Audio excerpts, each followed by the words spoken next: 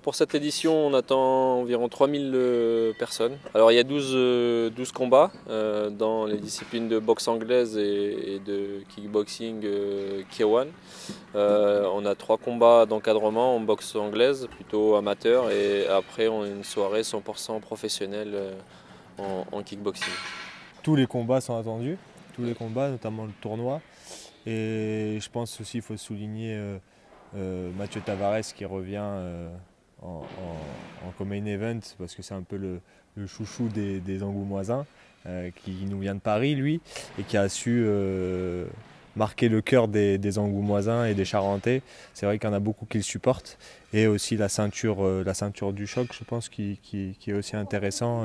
Un pensionnaire de la team Aflalai, donc qui va jouer la ceinture du choc des guerriers. Pardon.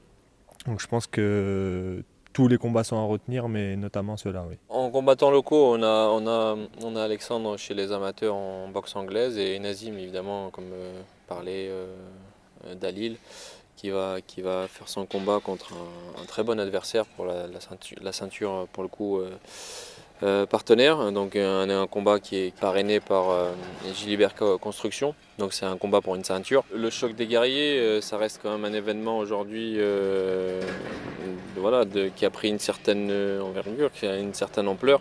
Donc c'est toujours valorisant pour les combattants locaux de pouvoir avoir la chance de combattre déjà dans un grand rassemblement, dans un grand événement comme le choc des guerriers, mais surtout de boxer devant la famille, devant les gens qui les soutiennent au quotidien. Donc évidemment que c'est très très important. Et je rajouterais aussi que c'est un stress supplémentaire pour eux, hein, bien évidemment, parce qu'ils sont à domicile.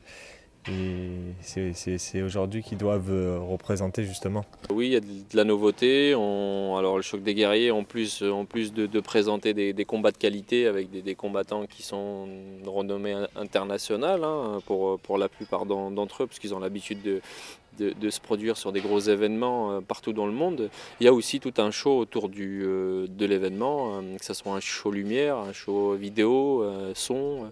Il y a des animations. Bon, je ne vais pas tout divulguer le programme parce que l'idée c'est de C'est la venir. surprise. C'est de venir et puis ceux qui ont pris leur place déjà, c'est de découvrir. Mais en tout cas, on mise aussi sur le show autour de la boxe. C'est ce qui fait aussi le succès du choc des guerriers aujourd'hui. C'est pas que un événement de boxe, c'est vraiment un show autour de la boxe.